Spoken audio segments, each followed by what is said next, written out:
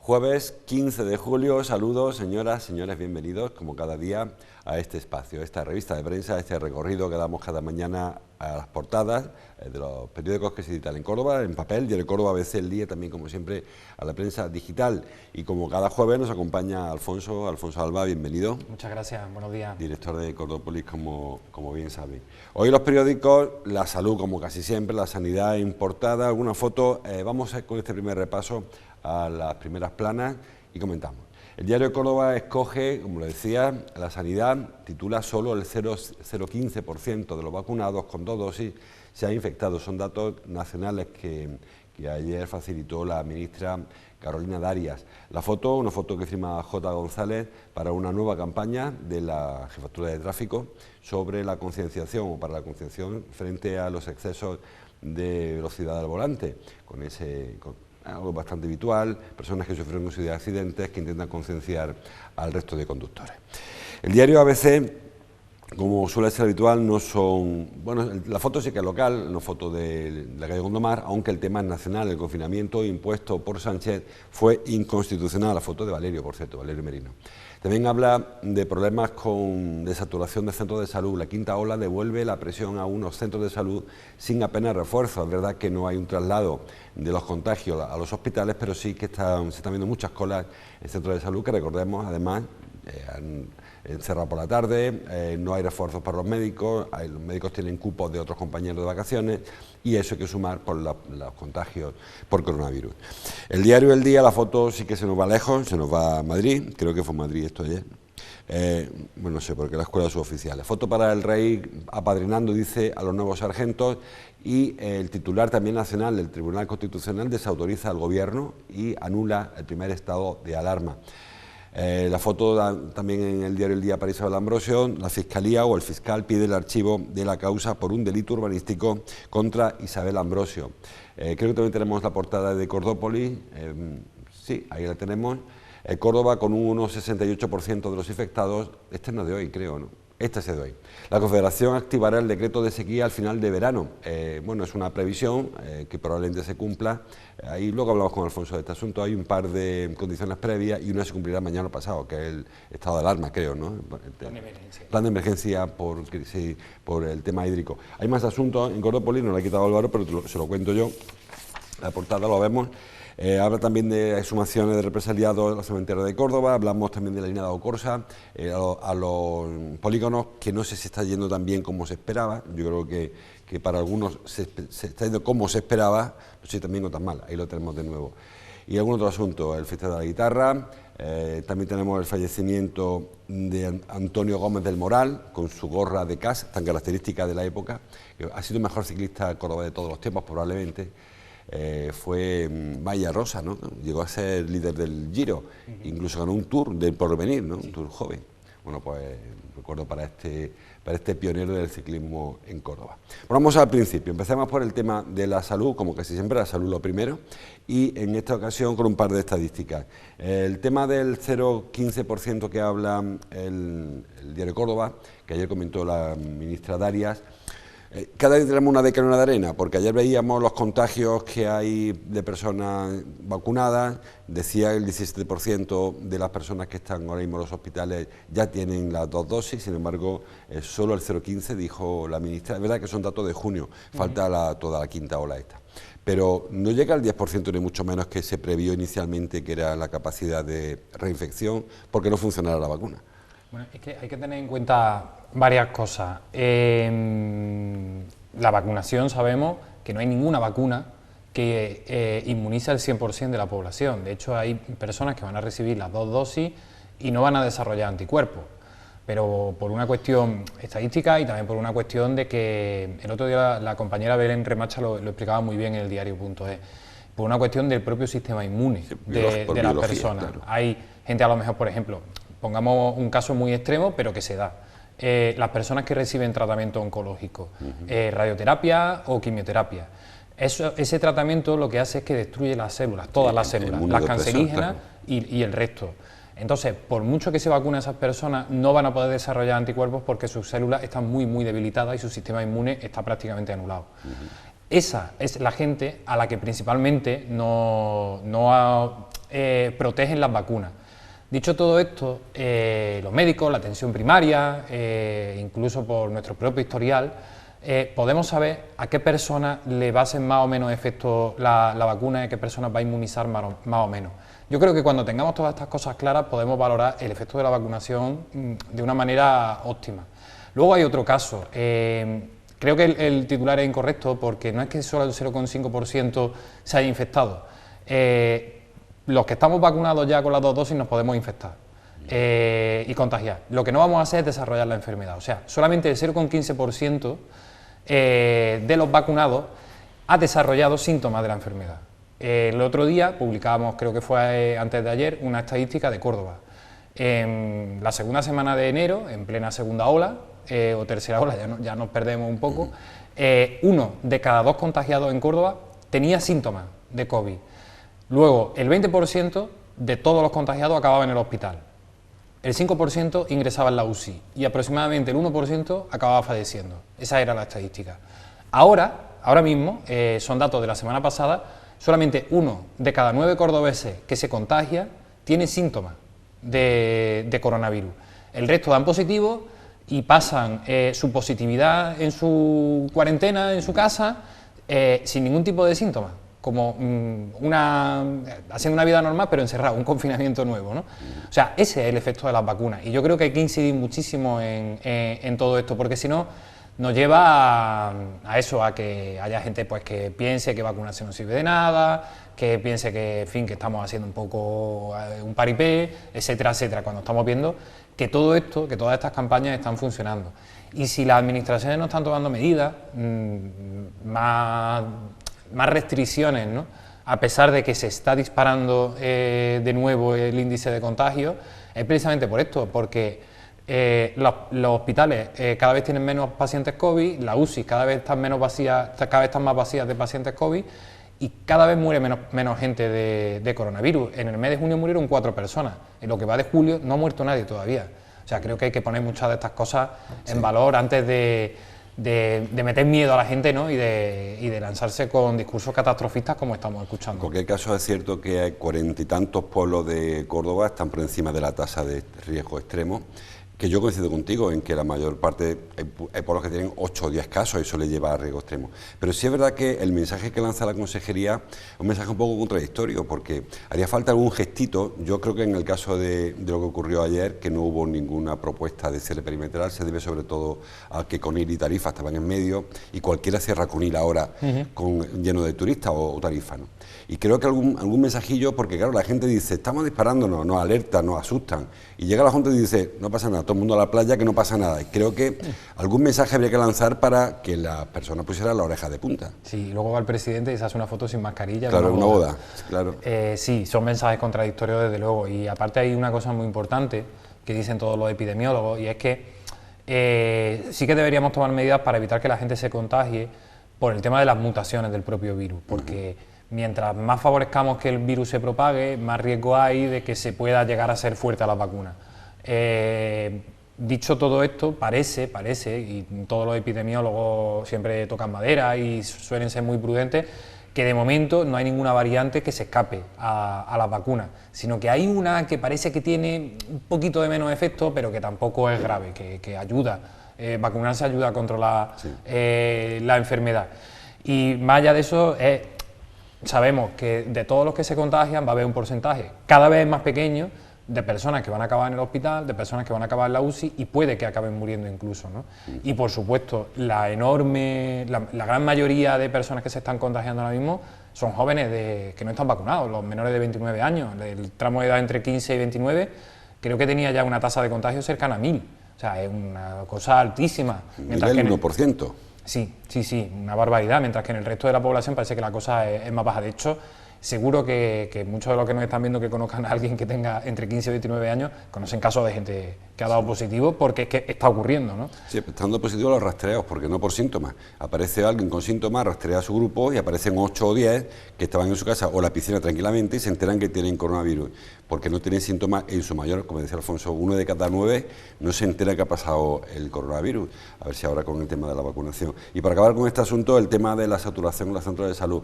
Decía Alfonso, solo hay 60 personas hospitalizadas en los hospitales de Córdoba, de toda la provincia de Córdoba. 60 de los cuales 47, hablo de memoria, están en planta y 13 están en la UCI. Es decir, que 40 personas solo, hombre, creo que habrá más gente probablemente con una E15 del tobillo ingresado que con coronavirus. Pero sí que hay una presión asistencial en los centros de salud, porque ha coincidido este repunte de contagios, personas que acuden al médico porque se sienten mal, con lo típico de todos los veranos, que las bajas de vacaciones, cierre de centros de salud por las tardes, el caso de Guadalcázar, que ha sido también bastante significativo, el alcalde envía una queja. Quizás ese sea el problema ahora. Sí, desde luego, la atención primaria, como siempre vemos en todas las olas COVID, son los primeros que notan, ¿no?, los problemas. Con la, entre comillas, consecuencia de que este verano encima se cierran por las tardes, hay menos plantilla, porque tienen que descansar, es que los sanitarios también tienen que tener vacaciones. Y todo esto ocurre cuando se multiplican las personas que van a hacerse una PCR, que tienen síntomas, que van a tramitar una baja, y también con las personas que se están vacunando. Hay centros de salud que vacunan en los municipios, no sé, en el caso de Fena Núñez, por ejemplo, donde allí había una cola para vacunarse y una cola para hacerse una PCR, o sea, eran como dos colas grandes y los sanitarios en medio, ¿no? Y sí, se está llegando a un punto de saturación que hombre, no es que sea peligroso, pero sí que está tensando muchísimo la atención primaria, porque al final ocurre como nos pasó durante el confinamiento. Los médicos no tienen tiempo de ver bien a los pacientes y se nos escapan enfermedades comunes, en las que no nos estamos fijando. También muchos, por desgracia, conocemos casos de personas que a lo mejor no han sido diagnosticadas de enfermedades graves a tiempo y el cuadro se le ha complicado muchísimo en estos meses, ¿no? Y ese es el enorme problema al que nos enfrentamos. Eso nos enfrentaremos probablemente dentro de unos años, lo que no se ha hecho en esta época, que se va a hacer después. Y en cuanto a la atención primaria, recordar los casos de Barragán y de Nanda Casado, un médico y una enfermera que murieron y que los trabajaban en centros de atención primaria, no trabajaban en el hospital, no trabajaban en urgencia, no trabajaban en la UCI. Estaban en atención primaria y son 2 facultativos, 2 sanitarios que fallecieron al principio de toda esta pandemia. Bueno, rápidamente, seguimos avanzando. Por acabar con el tema del Constitucional, que no nos toca muy de lleno, pero sí que hay alguna referencia ahí, el diario El Día y también el diario ABC lo traen a su portada. El Constitucional desautoriza, dice, al Gobierno, yo más que desautoriza, tumba directamente el primer estado de alarma. Lo que está por ver es qué consecuencias tiene eso ahora, porque se habla de las multas, se habla incluso de daño y perjuicio. Hay que leer la letra pequeña de la sentencia, que no se conoce, pero en principio es muy significativo que hayamos estado tanto tiempo encerrados y que ahora sepamos que no hay cobertura jurídica ninguna. Es una sentencia muy grave, porque además futbolísticamente podemos decir que se desempatan los penaltis, son 6 jueces sobre 5 los que deciden que el estado de alarma era ilegal. Y más que desautorizar al Gobierno, desautoriza a la unanimidad del Congreso. Bueno, excepto a Vox. No, el Vox apoyó el primer estado de alarma que ahora se anula. Votaron a favor. De hecho, hay incluso un tuit de Santiago Abascal, creo que es del 12 de marzo, pidiendo al Gobierno que declare el estado de alarma. Un estado de alarma que luego recurre. Yo, más allá de lo de las multas, que no me preocupa mucho, creo que tampoco se ha recaudado tanto y si hay que devolver el dinero a la gente, pues se devuelve. Pero creo que además, creo que ni se cobró la mitad de esas sanciones. Tengo dudas de saber qué es lo que va a pasar con toda la cobertura jurídica que se le ha dado a determinadas ayudas a las personas gracias al estado de alarma. El tema de los ERTE, el tema de la suspensión de los despidos, el tema de las ayudas directas a empresas, el tema de las ayudas directas a las personas que peor lo estaban pasando. ¿Vamos a tener que volver ahora a los ERTE? Le pregunto al Tribunal Constitucional, porque si no estaba justificado que se decretase un estado de alarma, habría que devolver entonces esas ayudas que se dieron gracias a que había una cobertura jurídica del estado de alarma. No sé, yo tengo bastantes dudas. Y luego, una reflexión. Los jueces se lo tienen que hacer mirar, o determinados jueces, porque están empezando a hacer política. Vimos, por ejemplo, a la jueza que decidió que era mejor que los estudiantes que estaban en Mallorca se vinieran a Córdoba. Muy bien, esos estudiantes han importado la variante Delta a Córdoba, gracias a la jueza, porque se decidió no cumplir con la cuarentena en Mallorca, y ya vimos cómo, incluso por el camino, dieron positivo, etcétera, etcétera.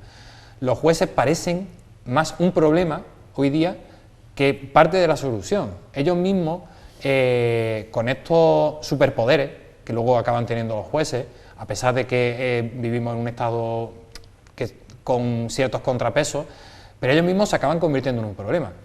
¿A qué vienen que 1 año y 3 meses después del estado de alarma se declare ilegal? O sea, cuando además era algo que estaban haciendo todos los países. Y son jueces del Constitucional. Esta mañana en la cadena SER estaba escuchando al redactor del artículo del estado de alarma en la Constitución de 78, Gabriel Cisneros, que está su acta grabada en el Congreso de los Diputados. Y él hablaba que el estado de alarma debía aplicarse como una alternativa antes de llegar al estado de excepción, porque el estado de excepción es una guerra, eso es una cosa más grave. Sí, un motín, sí. Y citaba una serie de condiciones, ¿no? O citaba una serie de causas por las que se debería decretar el estado de alarma.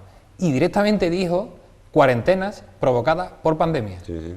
Así, literal. O sea, los jueces que interpretan la Constitución no están de acuerdo con la persona que redactó ese artículo de la Constitución. Pues yo creo que son jueces que se están dedicando a hacer política y no se están dedicando a hacer justicia. Lo explicamos al principio de toda esta película. En España hay 3 estados que alteran los derechos fundamentales. El estado de alarma se pensó, como bien dice Alfonso, para situaciones catastróficas y sanitarias o naturales. El estado de excepción se pensó para las revueltas, para los motines, para una revolución, por ejemplo, y el estado de guerra, está claro que es para una invasión, fundamentalmente. Este estaba para esto. Lo que dicen los jueces es que el estado de alarma no ampara una suspensión de derechos, sino ampararía una paralización de derechos. Y aquí se suspendieron, y eso hace falta el siguiente. En fin, hay que hilar muy, muy fino para diferenciar entre una suspensión, una paralización, y parece, pero curiosamente habrá visto también que entre los jueces que han votado a favor y en contra ha habido un cambio de cromo. Ha habido jueces del PP o propuestos por el Partido Popular que han votado a favor del gobierno, y la que ha volcado al final el partido hacia el no es una juez propuesta por el grupo progresista. O sea que realmente, no sé yo, han hecho política efectivamente, pero o han jugado a ser políticos más que a hacer política. Sí, bueno, y aparte que creo que es bastante injusto que una decisión de esta se tome por 6 votos frente a 5. Creo que o debería ser una mayoría muy cualificada o debería ser unanimidad. O sea, si no hay una coincidencia unánime, no se debería tomar una decisión de tal calado, porque ahora está por ver todas estas consecuencias. Yo lo pensé ayer muy seriamente, ¿qué es lo que va a pasar con los ERTE? ¿Qué es lo que va a pasar con esas ayudas que se dieron a esas empresas que no se podían mover? ¿O ahora el Estado va a tener que indemnizar a millones de españoles? Creo que es una barbaridad, que por supuesto esta sentencia la va a tumbar el Tribunal de Estrasburgo si el Gobierno decide acudir al Tribunal de Estrasburgo, y acabarán poniéndole la cara colorada al Tribunal Constitucional una vez más, porque es que esto ha ocurrido constantemente en Europa. Europa le viene diciendo al Tribunal Constitucional que se lea bien su propia Constitución porque no saben interpretarla. Sí. Bueno, aquí tenemos un problema hay algunos órganos judiciales que quizá se exceden de su ámbito habitual. Hablo de incluso Supremo, en ocasiones hay sentencias muy políticas, sentencias con unas ponencias muy, muy políticas, que creo que habría que...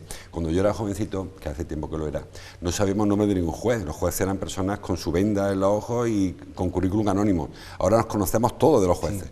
Y creo que eso es un problema, ¿eh? Los jueces deberían ser personas mucho más anónimas de lo que actualmente hay. Conocemos quién lleva un caso, jueces que entran en política, que salen, como en el caso del ministro de Justicia, o la actual ministra, que también viene de la Judicatura. Creo que eso no debía ser así. No, desde luego que no. Es un tremendo error. Y también yo creo que los jueces viven en su propia burbuja. Y muchas de estas decisiones se explican por esa propia burbuja. Yo creo que desde sus propias vísceras de cómo ellos vivieron el confinamiento en sus mansiones blindadas y no podían a lo mejor disfrutar de su segunda vivienda en la costa, pues consideraron que era bastante injusto lo que les estaba pasando. Pues no todos los jueces tienen mansiones, también conocemos un juez que vive en un pisito. Pero esto del Constitucional... Eso sí. Bueno, vamos a seguir avanzando. Y más cosas. Vamos a hablar de la sequía, que hablaba antes Alfonso, que lo hemos visto en la portada de Cordópolis. Los pantanos a esta altura de año, según relata Cordópolis, deberían estar, no me quiero equivocar, al 64% y están al 28%.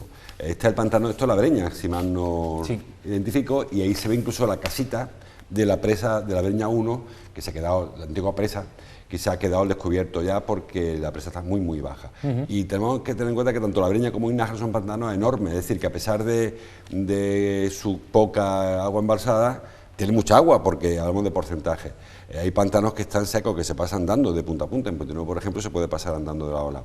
Hay problemas serios de sequía. Esta semana hemos hablado también de no solamente de la falta de agua, sino del mal uso del agua, que creo que en el fondo, también lo dice Cordópolis, hay agua más que de sobra para el suministro humano, sin problema, del abastecimiento. Hay agua incluso para la ganadería si se cuida, pero es que se está tirando mucha agua en muchos sitios. Sí, el gran problema ahora mismo que hay este verano es el de la agricultura. El riego. Hay riegos comprometidos ya para este verano, que se decidieron en la comisión de desembalse, además por unanimidad con los propios regantes.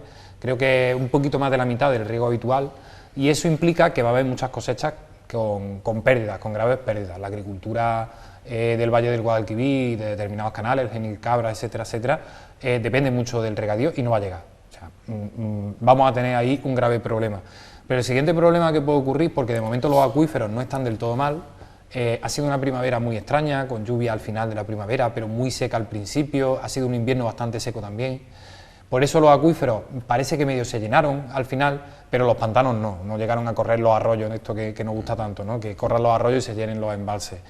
Esto lo que va a provocar seguramente es que en el mes de septiembre, porque se va a decretar ahora el estado de emergencia en toda la cuenca y se tienen que cumplir 2 meses consecutivos en emergencia para decretar el estado de sequía, se decrete el estado de sequía. Y eso ayuda a los agricultores a la hora de pedir indemnizaciones, a estar exentos del pago de canon de un regadío que no pueden usar, y sobre todo que se busquen fuentes alternativas para el riego. Una de las fuentes alternativas que se quiere usar es que en algunos ríos se use directamente el agua del cauce, siempre que no afecten al caudal ecológico que se viene a llamar. Pero creo que todo esto nos lleva a pensar en más problemas, ¿no? Creo que estamos haciendo un uso excesivo del agua porque los agricultores piden cada vez más regadío, pero es que esto es como el crecimiento infinito en un mundo que tiene recursos finitos. El agua que hay es la que hay, y cuando se acaba, se acaba. O sea, va a haber menos incluso, la perspectiva es que haya menos. Y la perspectiva del cambio climático es que haya entre un 30 y un 50% menos de lluvias de lo habitual, o de lo que venía siendo habitual, ¿no? Porque puede que un año como este sea lo habitual a partir de ahora. Y si un año como este es lo habitual a partir de ahora, vamos a tener que dejar de regar muchas tierras. Y luego hay otro problema añadido en el norte de la provincia de Córdoba, que yo creo que es el más grave de todos, que es la falta de agua para el ganado. Allí se construyeron varios embalses, La Colada y demás, que abastecían a los municipios, pero sobre todo al ganado. Y el ganado del norte de Córdoba necesita muchísima agua para seguir funcionando, los animales necesitan beber. Hay cada vez más ganado, quizás la ganadería extensiva se está convirtiendo en intensiva en determinadas zonas, y eso puede provocar problemas graves. De hecho, la Diputación, a través de Emproasa, con la Confederación, estaban buscando alternativas, ¿no? Estaban intentando ver qué pozos se pueden usar ante una mala perspectiva del inicio del otoño. Si el otoño empieza seco, auguramos problemas para el invierno y para la posible primavera. El consumo humano, como tú bien has dicho, no se va a ver alterado, porque, por ejemplo, en Innájar, que está al 27%, creo, el 27% de Innájar son casi 300 hectómetros cúbicos. No hay, quitando la Breña 2, no hay un embalse con tantísima capacidad en toda la provincia de Córdoba. O sea, Andalucía. Y en toda Andalucía. Creo que el tranco está por ahí, pero no mucho más. O sea, hay mucha agua. También es verdad que hay un problema. Innájar tiene, tanto Innájar como la Breña, tienen el problema de que cuando el agua es cada vez más baja, hay que utilizar muchísimos recursos para potabilizarla, porque la concentración de nitratos, la concentración de residuos, el lodo y demás, pues hace que el agua esté más turbia y sea de menor calidad. Es un problema añadido, ¿no? Pero que aún así no va a haber falta de agua para las ciudades. Solamente habría un problema, que yo creo que empezarán a sufrirlo a final de verano, la comarca de la Sarquía malagueña, que además linda precisamente con Innájar, están al lado del embalse de Innájar, pero no tienen una conexión directa para poder beber directamente de Innájar, sino que tienen que suministrarse de los acuíferos que hay en esa comarca, que eso sí que están muy bajos, y ahí no sé si eran 90 a 100.000 personas las que vivían, juntando a la gente que vive en Antequera, y sí que puede haber problemas.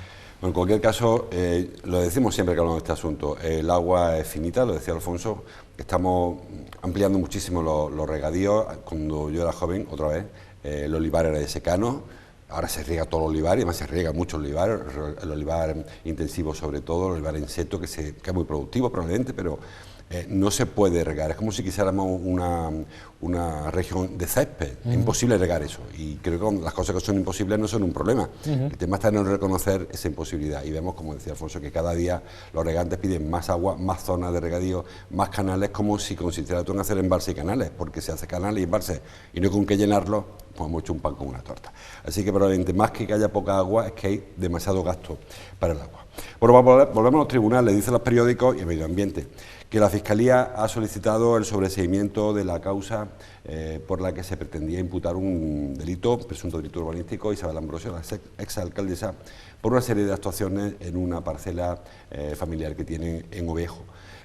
Lo hemos comentado ya en este mismo programa, creo que la semana pasada, cuando se empezó a intuir que iba a acabar por aquí esta historia, que quizás se fue muy precipitado todo la denuncia inicial, porque claro, si el fiscal ahora retira la causa, preguntamos ¿por qué abrió la causa? Si no había ningún tipo, no había causa, sino luego han descubierto ellos mismos que los informes que se incoaron de primera eran informes pues, muy poco veraces o muy poco concretos, porque el mismo que informó un día, el día siguiente informó de lo contrario. El caso de la alcaldesa es el típico caso de la pena de telediario. La justicia no puede hacer otra cosa en este caso, porque precisamente a ella la citan como investigada para garantizar sus derechos constitucionales y para garantizar su libre defensa. A ti no te pueden estar investigando durante mucho tiempo y sin que tú sepas que te están investigando y sin que además te den datos para que tú te puedas defender. Claro, acceso al sumario, y para eso te tienen que imputar, te tienen que citar como investigado en un juzgado que instruye tu caso, porque sabemos que los juzgados primero instruyen y después deciden si hay caso o no hay caso. En este caso concreto todavía la jueza no ha decidido si archiva o no archiva, pero como no hay acusación, casi al 100% la seguridad es de que va a archivar la causa contra la alcaldesa. Ahí lo que ha habido es que han pasado unos policías autonómicos, vieron que se había construido muy levemente sobre lo que consideraban que era dominio público, la Cañada Real Soriana, y se dio trámite tanto a la Fiscalía de Medio Ambiente como al Servicio de Arquitectura y Urbanismo, creo que de la Diputación y demás. Luego se han pedido informes complementarios para aclarar dudas jurídicas que existían sobre esa imputación, y todos los informes coinciden en que había, en la parte donde se había intervenido, era una parte que ya estaba desafectada, como se había deslindado como Cañada Real Soriana, y por tanto no había ningún problema. Así que se dará carpetazo al asunto lo más probable, porque es que no hay otra. O sea, es imposible que la alcaldesa haya cometido un delito que suena muy grave, porque iba por lo penal, un delito contra la ordenación del territorio de una persona que ha sido delegada del gobierno en Córdoba y que además ha sido alcaldesa de Córdoba y que le ha pedido a la gente que no cometan delitos precisamente, ¿no? Y que ha legislado como parlamentaria con esta ley en concreto. Es verdad que creo que esto era como una pena de máximos muy exagerada, que hablabas con juristas y te decían que no iba a llegar a ningún sitio, pero que quizá, entre comillas, oculta, bueno, más que oculta, ¿no?, sino que deja un poco aislado el caso de que se ha construido una vivienda y no ha pedido licencia, ¿no?, que probablemente por eso tendrá incluso que pagar una sanción administrativa. Pero eso ya sí es algo mucho más normal, ¿no? Es algo que hay 30.000 parcelistas en esta ciudad, ¿no?, que sí que han hecho y demás, y que está bastante feo, yo creo que se le puede llegar incluso a afear, pero que al menos no es un delito. Sí, además ella asegura que ella pidió la licencia, no le contestaron, y que o sea, que no es justificarla, pero sí, intentó, parece, hacer las cosas de manera ordenada, según la ordenación, y que ahí se atrancó un poco la película. Sí, no, y es cierto que es verdad que muchas veces te topas con la administración, ella misma ha sido alcaldesa, y bueno, aquí cuánta gente ha pedido licencia y la licencia llega, o cuántas veces vemos que se concede una licencia de algo que ya está construido, sorprendentemente. O un bar que está cerrado y la licencia de apertura, que también ocurre a veces. Sí, por eso, que muchas veces es sorprendente, ¿no? Lo que pasa es que es verdad que ella no es una persona cualquiera, aunque todos somos iguales ante la ley, ante las normas, pero ella ha sido alcaldesa de la ciudad y tiene que dar más ejemplo que cualquiera de nosotros, sí, ¿no? Incluso en fin, que el resto de gente de su formación. Ahora sí, todo esto lo que hace ya es que impide que el PSOE le abra el famoso expediente que le pedía en su momento el PP, pero que luego silenció, sobre su expulsión del partido o su baja de militantes del Partido Socialista. Por el código ético del reglamento interno del PSOE. Pues estamos casi fuera de hora. Muy rápidamente, también trae Cordópolis que Aucorsa, decía yo antes, las líneas de los polígonos que se pusieron en marcha hace poco más de un mes, creo, ha funcionado regular. Según Cordópolis, 82 pasajeros en las 2 primeras semanas, he leído por ahí. Sí. Muy pocos pasajeros. Yo en cualquier caso, cuando lo presentó en su día Aucorsa esta línea y cuando luego la vi en la calle, yo no sé hasta qué punto esa línea ya ha nacido con alguna tara, porque si esta línea, en lugar de servir solo para los trabajadores, serviría también para los clientes, quizás tendría un poco más de viabilidad.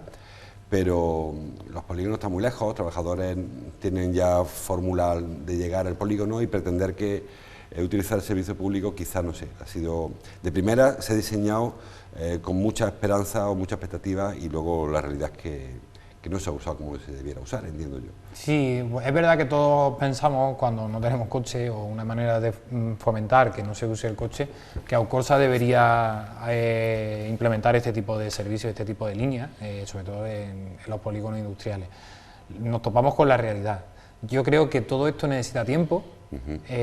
Quizás los datos son muy malos al principio, pero necesitan mucho tiempo y necesitan mucha pedagogía y también necesita adaptarse mucho a los trabajadores y, como tú bien dices, a los clientes de los polígonos industriales.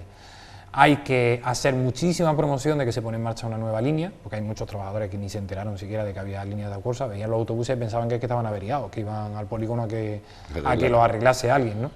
Y luego crea muchas costumbres. Es verdad que hay cosas que cuando no funcionan hay que retirarlas, pero también yo entiendo que Aucorsa determinadas líneas tienen que ser deficitarias.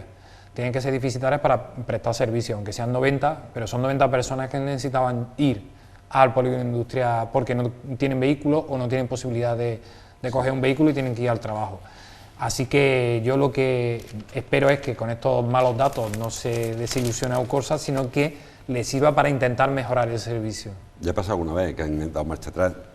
Yo hubo una línea Torrecilla que se suprimió. Yo coincido contigo, hay servicios que no es que sean deficitarios, es que tienen que correr a cargo de los presupuestos. Yo creo que los bomberos son deficitarios, entiendo, la policía local es deficitaria, pero bueno, hay que tener bomberos, hay que tener policía local y hay que tener autobuses, porque si no estamos dándole vuelta a lo mismo de siempre. Si esto fuese rentable, habría empresas privadas que lo estarían explotando y no pueden, como no puede explotar el servicio de bomberos, porque no se puede. Es decir, que yo no sé cuál es el debate. ¿Hay que llevar autobuses a Torrecilla? Pues habrá que pagarlo. Pues sí, y lo tendremos. Es verdad que tendremos que pagarlo todo. Y a lo mejor cuando nos concienciemos de que todos estamos pagando ese servicio, empecemos a utilizarlo, ¿no? O sea, puede ser un poco como la pescadilla que se muerde la cola. Pero sí, estoy de acuerdo. Ya fue privado el servicio de autobuses en Córdoba, sí, se municipalizó creo que en los años 80. Fue Anguita, cuando se municipalizó con Anguita. Eso es. Y había crítica al servicio anterior, que no sé cómo se llamaba, si era Aucorsa también. Era Aucorsa también, la empresa era Aucorsa.